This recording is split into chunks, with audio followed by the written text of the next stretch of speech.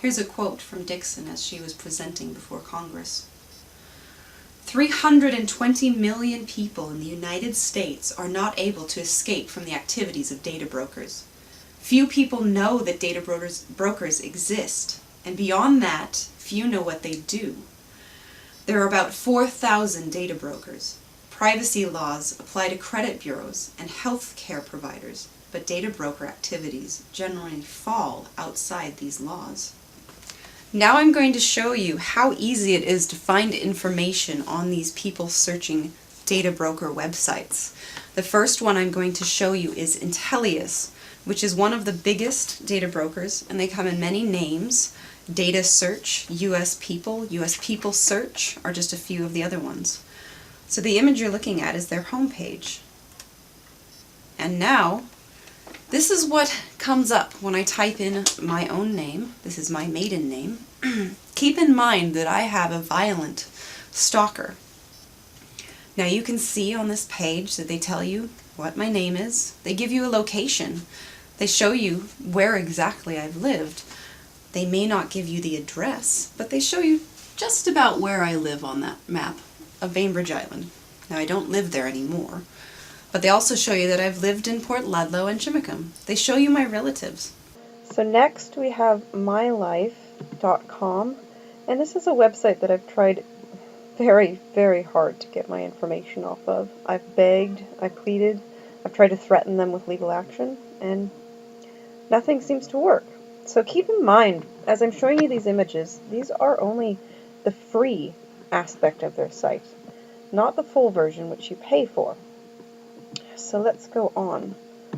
On the page that you see my information, my name comes up, and you see an address for me in Port Ludlow. You see my year of birth, so you can make sure that it's the right one you're looking for. Next, you can see all the places that I've lived. Now, of course, they have them starred out, but you get all of that information when you pay for the full background report. In 2003, a woman named Amy Boyer was killed as she walked to her car from her office. She was killed by a man whom she barely knew, but he knew her. They had gone to high school together. They had been at a youth camp together when they were in 8th grade. She didn't really know who he was, but he had grown this obsession with her. He was in love with her, and she didn't know even that he existed. This made him so angry, and over the years his anger grew and grew and grew. Finally, he decided that he was going to kill Amy. So what did he do? He went to Intellis's data search website, and he tried to find the information to where she lived and where she worked. Now, Amy had been concerned about her privacy. Maybe she knew that he was stalking her somehow. So she kept all of her information private, her address, her phone numbers, everything. So when he tried to use the data search website, he couldn't find anything. So he contacted them directly. And they charged him $80, and they said, "We'll get the information for you." Now what did they do? They called Amy up. They found her phone number. They called her up and said that they were from her insurance company and that they needed to verify her home address and her work address for insurance purposes. They lied to her. Amy was very weary of giving the information out. The whole thing was recorded, but in the end, she did give it to them because she believed that they were from her insurance company. Now, what happened to Amy? She was killed for $80 on a data search website. Isn't that sad? Isn't that sick? That these data brokers are allowed to do this, that they're allowed to lie and harm people just for money. With the information I've given you today, I hope that you'll help me. Help me to protect victims of domestic violence, victims of stalkers.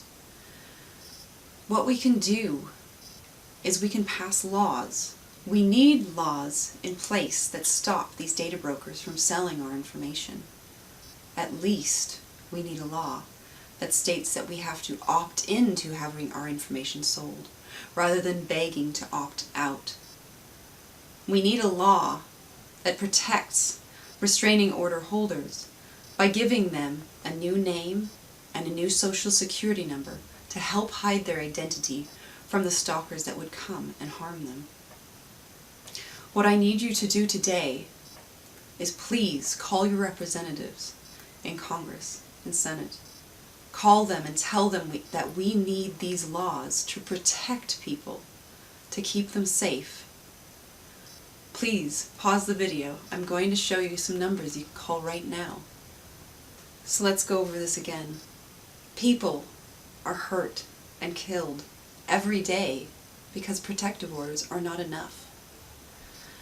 Data brokers should not be allowed to sell our information. Corporations should not be allowed to sell our information to data brokers. And there need to be more laws in place to protect those that would be harmed by very bad people. What would you do if someone began stalking your wife, your daughter, your mother? What would you do? Would you want to stop them? Would you want to find a way to help your child or your wife be kept safe? Well, you can. There is a way.